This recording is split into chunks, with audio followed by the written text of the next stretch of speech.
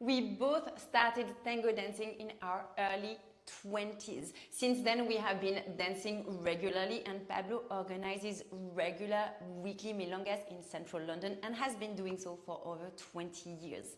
Between the two of us, we have over 28 years of tango teaching experience and 5 decades of social dancing, at least. So this video is for our younger selves who were just starting out in their tango dancing journey, and maybe it is for you as well if you are in the early stages of your tango dancing journey. We are going to share with you the 5 things we wish we had been focusing on when we were starting our tango dancing journey in order to learn faster and have more fun along the way. We have tips for both, for leaders and for followers, so stay with us until then. Tip number 1 is focus on the quality of your dancing instead of on the steps. So in tango we can do the steps with or without quality. We show you what we mean. So we can do the steps without quality.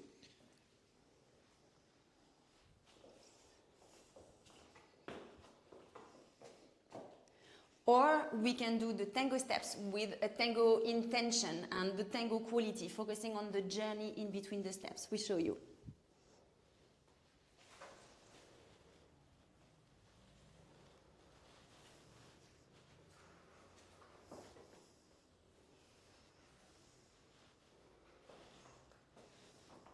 As you could see in the second time that we did this step, the cross, we add more quality. Why? Because we were adding more suspension, we were adding more connection into the step, and we made the steps not to feel empty. Yeah? Because if you just think in the steps, the dance becomes very empty, the steps become very empty. So that's why it's important to start adding more quality in the journey of the steps, to really to dance the journey of each step, and to make a simple step like the cross, to make something beautiful and more sophisticated and more elegant. So here we had the intention towards each other, using the projection, so the transfer of the body to add more power, more groundedness to the steps and change the size of the steps as well, a deep connection in the embrace. All of these elements that make your tango look and feel more tango instead of just recreating steps. This is a job for both the leaders and the followers. The two of us need to know that technique in order to elevate our steps, even the most common ones, take the tango to the next level.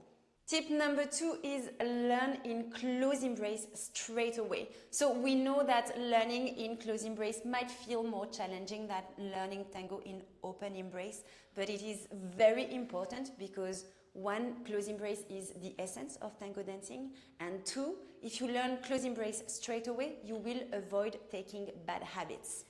This is very important because we know that sometimes, you go to tango classes and teachers teach the steps in open embrace, and then, of course, you learn the open embrace and then you recreate that in open embrace.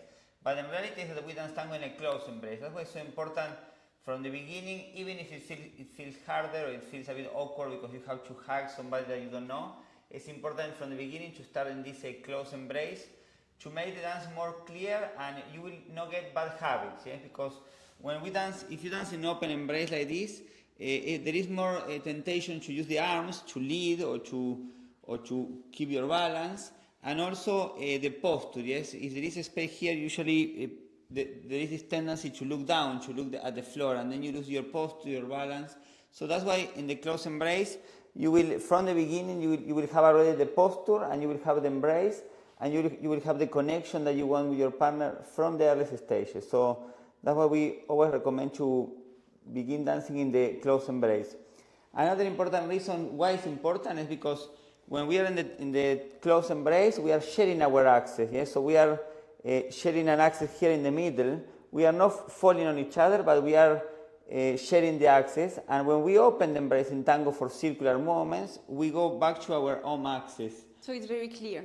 So this will make the dance more clear because for Anne, for example, if I invite her to go to her axis, she knows that we are going to do a decoration or a hero or something circular. So that's why it's much more clear that when we are in a close embrace, she knows that we are going to walk, we are going to dance, steps more linear, and when we do circular, we are going to go back to our axis. And a good close embrace where all of the points of connections are present. We are both comfortable in the embrace, relaxed, but also present in the embrace, allows us to communicate better. So me as a follower, I receive the information from the leader better and I can communicate, respond to him or her better as well. So this is key. Tip number 3 is focus on using the tango tools instead of steps to express the music. And what we mean by tango tools is these concepts or technical concepts that we use in tango in order to switch things up and add flavor to our dancing beyond the steps. It adds sophistication to our dancing. So we have, for example, the cross system, the flexible embrace, the connection between the free leg and the upper body, and musical elements for interpretation of the music. The first one is the cross system. The cross system is the other system that we have in tango to walk, and it's a system that will allow us to have much more possibilities in the dance and to transition more from parallel to cross system by changing the embrace, changing the position of the torsos, and creating many different steps that you do also in parallel system, but steps that you can do also in cross system, like the cross, for example. Yeah? So this is going to add a lot of sophistication into your dance when you start using the two systems. And we also have the flexible embrace. So remember we said we start dancing in the close embrace, but we are going to use a flexible embrace, variations in the embrace to add texture to our dancing. So for example, here very clearly Pablo has brought me back into my axis. So I know that even though we are deeply connected physically through our embrace, it is now an open embrace. And then I'm going to look for the connection in the close embrace again. So we are always varying depending on the steps or the music. So the flexible embrace will allow us to create different sensations in the dance, and also will give us a lot of different dynamics, because we are dancing that transition between closing and opening the embrace. Yes? It's not just something mechanic, it's part of the music. We are going to do this closing and opening with the music and with making sense of that opening and closing of the embrace. And the third one is the connection between the free leg and the upper body. So the free leg is moving as a consequence of what is happening in the embrace. This is something that a lot of dancers don't have at the beginning, need to develop, and it allows us to do all of these cool movements of tango dancing, like zacaras, boleos, and all of the movements of tango dancing. So for example, if I'm in control of her free leg, now her free leg is her right leg. Here I know I can start playing, I can send her leg there, I can go here, I can send her back. So her leg is free, so I'm in control of that free leg. Thanks through to the embrace. Yeah, through the connection that we have in the chest. So this is something that both the leaders and the followers do. Pablo's free leg is also linked with our embrace, and this is what creates these really beautiful, organic, mesmerizing, spiraling movements of tango dancing. And the fourth one is to start connecting your steps to the music by adding suspensions and pausing to your dancing. So this is another important thing, because sometimes tango dancers, they think that they have to be moving every little part of the music, moving all the time. And in reality, in tango, some phrases of the music, some part of the music, we don't move, we don't dance, we are not creating movement. If not, we are suspending. Yes, we can be pausing. Pausing means that we are in one leg, we are not changing the weight, and then we are waiting for the next phrase of the music to start moving again, for example. Or we can just pause in a very simple side step. Here I can propose a pause, and we are pausing together in this journey, waiting for the next part of the music to start moving again. These are all elements that we go deep into in the Tango Confidence online course. So we review these concepts, these elements. We also look into the close embrace, the posture, the walk, the correct dissociation. So if you join us for the Tango Confidence online course, we are going to go much deeper into this with you. Tip number 5 is individual practice. This is really the key to, in the early stages, to really to feel confident in your dance, because we say how you can do a step with your partner if you cannot do alone. So first, the individual practice will give you a lot of body awareness that is really, really important for you to feel confident. No? So, for example, you just put some tango music and you can practice, for example, the dissociation. You can do a side step, you can do an apertura, and you start dissociating with the torso, hips, pivot, for example, and you can keep the torso facing forward, and we do like a forward step, like a forward ocho, and then again torso, hips, pivot, and then you go in the other direction, for example, side, torso, hips, pivot, and the torso remain facing this direction. So make sure always your feet and your hips are facing that way and your shoulders are facing this way. So in this way you are clear, and when you are going to be dancing as a leader or as a follower, you know that the technique, you know where is your access, you know how to use your body to communicate a dissociation in the dance. This is incredibly important. You can start with socks and then move on to your heels or your tango shoes, and it will give you a lot of power and groundedness when you are dancing with someone. So now we show you with tango music, and look at how our dancing, the steps are simple, but our focus is on the quality of the movements and the connection.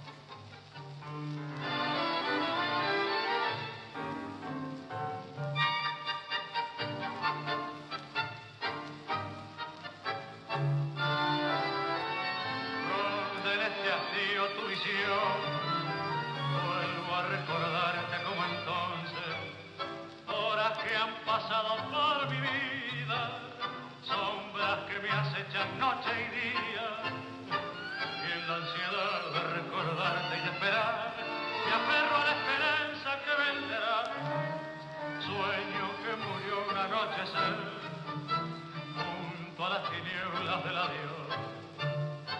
Tú sabes bien cuánto sufrí, corazón, tú sabes bien cuánto lloré por tu amor, y en la soledad, santos y dolor, no sentí ni fuerzas para odiarla.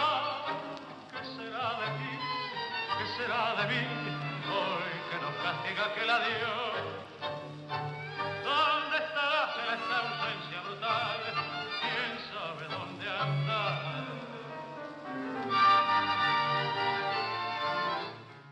There you have it. 5 things we absolutely recommend that you focus on in your tango dancing journey. And if you join us for the Tango Confidence online course, we are going to go much deeper with you in these fundamental concepts and help you dance much more fluidly, feel much more confident in your tango dancing, and simplify tango technique so that when you go in the dance floor, you know why some movements work and some movements don't, and you are able to correct and have a lot of fun.